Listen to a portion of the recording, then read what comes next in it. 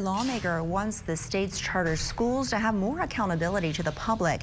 Capitol Bureau Chief Joe McLean gives you a breakdown of the controversial education policy.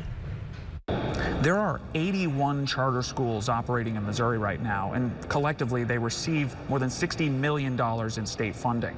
But these aren't like your regular public schools because they're not under the authority of the local school boards that you elect. That's what one Democrat wants to change. The legislature has fallen short of our constitutional mandate as stewards of public education.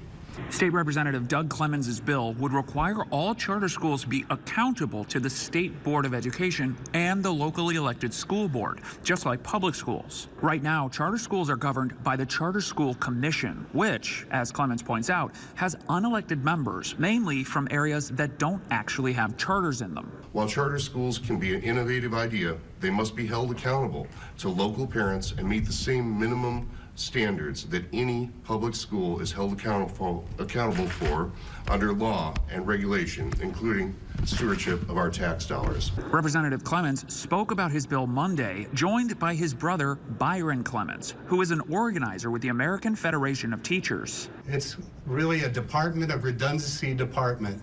It's repetitive, redundant, not necessary. Let's return the power to DESE.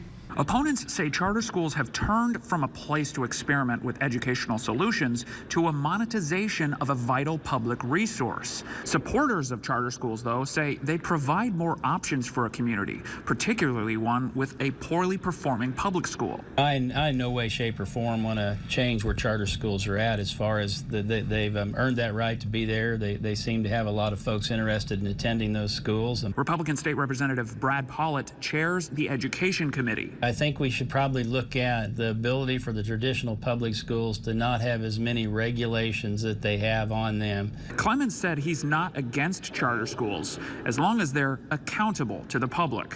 In Jefferson City, Joe McLean, WGEM News.